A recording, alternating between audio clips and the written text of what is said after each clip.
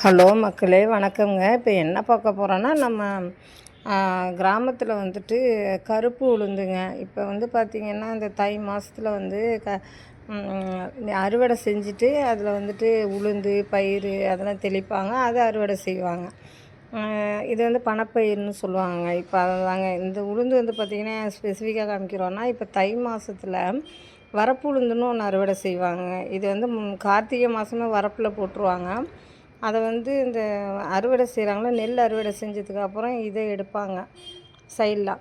அதுக்கப்புறம் வயலில் வந்து பார்த்திங்கன்னா, தை மாதத்தில் வந்து அறுவடை செய்கிற ஒரு 10 நாளைக்கு முன்னாடி விதைப்பாங்க. அதுதான் வந்து இப்போ வந்து அதெல்லாம் செடியாக இருக்குது. அது வந்து பார்த்திங்கன்னா பங்குனி மாதம் வந்து அறுவடை செய்வாங்க. பயிர், பச்சை பயிர், உளுந்து அதெல்லாம். இது வந்து நான் காமிக்கிறது வந்து பார்த்திங்கன்னா வரப்பு உளுந்துங்க. பாருங்கள் காயெல்லாம் எப்படி இருக்குது பாருங்கள். இது ஒரு சைடான ஒரு பயிர் செய்கிற ஒரு விஷயம்னு சொல்லலாம். ஒரு பக்கத்துலேயே இப்போ வயல்லையும் தெளிச்சிருக்காங்க. வரப்பையும் சும்மா போடக்கூடாது. வரப்புன்னா உங்களுக்கு தெரியும்னு நினைக்கிறேன். அந்த வயல் ஓரத்தில் காணி கட்டி வச்சுருப்பாங்களா, தாங்க அந்த அந்த உளுந்து தாங்க இது. இப்போ வந்து காஞ்சி அதை முற்றி போயிடுச்சு. முற்றினதுக்கு அப்புறம் இப்போ என்ன செய்கிறாங்கன்னா, ரோட்டில் வந்துட்டு இதை காய வைக்கிறாங்கங்க. அறுவடை செஞ்சுட்டாங்க. இது வந்து வரப்பில் போட்ட உளுந்து பாருங்கள் எவ்வளோன்னு. இதேமாதிரி எல்லா வயல்காரங்களும் வயல் வச்சுருக்காங்களோ அவங்க எல்லாமே இதேமாதிரி பண்ணுவாங்கங்க. பாருங்கள் காய வைக்கிறாங்க, திருப்பி புரட்டி. ஏன்னா ரோடுன்றது அவங்களுக்கு வசதியாக போயிடுச்சு. இப்போ வயலில் தெளித்ததெல்லாம் பாருங்கள், அது அப்படியே சின்ன சின்ன செடியாக முளைச்சி வருது. இது வந்து பங்குனி மாதம் இந்த உளுந்து வந்து அறுவடை செய்வாங்க. இதுதாங்க இப்போ பார்க்குறீங்க. இப்போ ரோட்டு ஓரத்தில் வந்துட்டு அவங்க வந்து இதை ஏன் வந்து இப்படி ரோட்டை அந்த கார்னரில் காய வச்சுருக்காங்க. இப்போ வண்டியெல்லாம் போகுதுங்களா, காரு, வேனு, பஸ்ஸு, அப்புறம் லாரி எல்லாம் போகுது, இந்த வழியாக போகுது. அதனால் அவங்க என்ன செய்கிறாங்கன்னா, இங்கே காய வச்சு ஒரு 2 மார்னிங் வந்து இயர்லியராக காய வச்சிடுறாங்க. அதுக்கப்புறம் இதை வந்து ஒரு 3 மணிக்கெல்லாம் வந்துட்டு இதை கம்பால் தட்டி அந்த உளுந்து எடுத்துடுறாங்க. பாருங்கள் எல்லாம் பெண்கள் தாங்க. இப்போ வந்து நவீன உலகம் எல்லாம் வந்து மிஷினில் தான் ஹார்வெஸ்டிங் பண்ணுறாங்க. அறுவடை செஞ்சு அதை அடிக்கிறது, தூத்துறது எல்லாமே மிஷின் ஆகிடுச்சு. ஆனால் இவங்க வந்து பெண்கள் பாருங்கள், வரப்பில் போட்ட ஒரு உளுந்து அவ்வளவும் இருக்குங்க.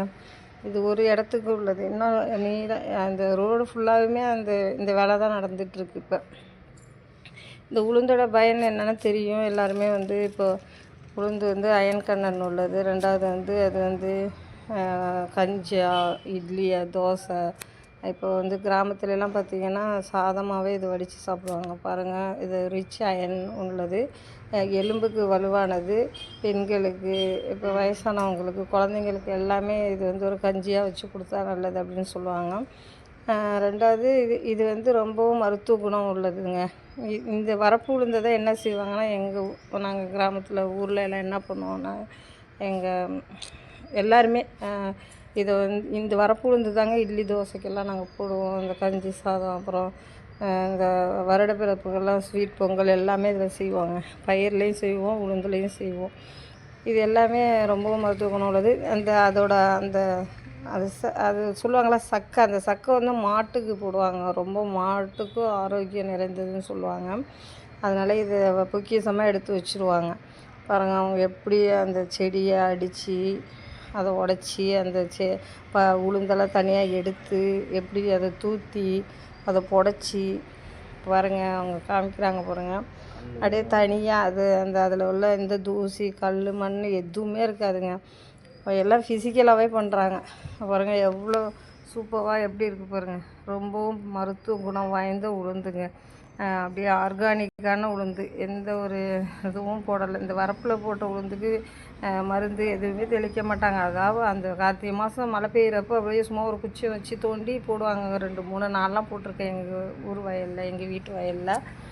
அதுவே முளைச்சி அந்த உளுந்தில் மட்டும் அவ்வளோ காய் வைக்குங்க.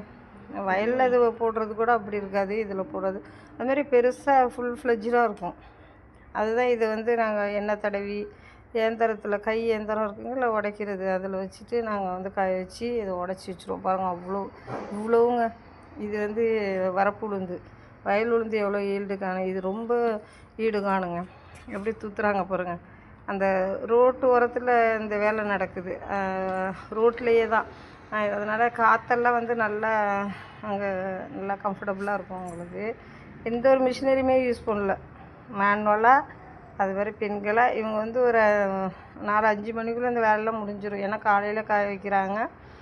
ஃபிசிக்கலாக உங்களோட வேலையெல்லாம் நல்லா முடிஞ்சுது. என்டர்டைன்மெண்ட்டாக நல்லா பேசிட்டு நல்லா என்ஜாயபுளாக பண்ணுறாங்க.